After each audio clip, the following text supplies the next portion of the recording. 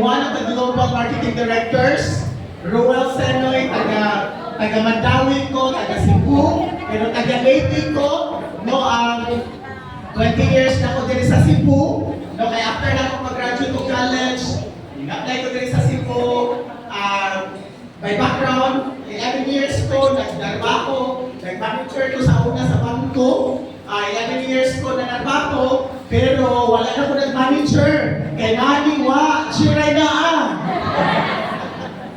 You know what? Di-part-time niya ko ni 1 month. After 1 month, nag-resign ko. Di-full-time na ko ang lifestyles. Yan naman tungod, nakita na ko na ako inindot na future sa lifestyles. That's why karon, I'm one of the global marketing directors.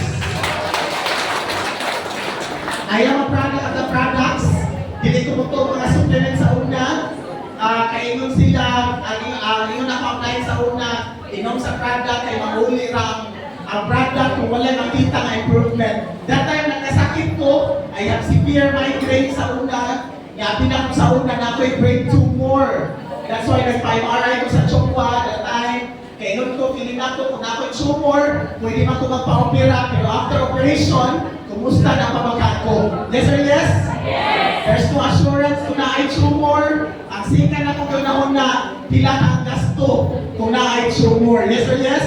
Kasi kuha mo na ang 500,000 or 1 million na that time sa akong pagpanabaho, wala ang dyan kaayo. Yes? May na lang, kaya nakasugat ako sa Lifestyles opportunity. Sa Lifestyles company, i-introduce ako upline. So karon ang masalamat ko nga nagkasakit ko. Nga naman, nahimo na akong business. Karon usap ko sa milyonaryo sa lifestyle. Ang akong topic, sabi akong topic karon, it's all about money. Ang akong pangutana, ako'y question.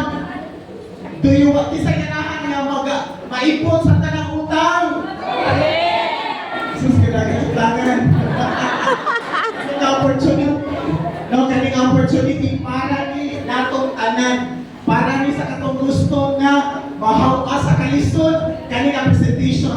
Maminaw jud ta, siga mata, ayaw pagkanang, ayaw pag-text, maminaw sa mga speakers, ante makuman kay kaning presentation para kaninyong tanan sa mga guests.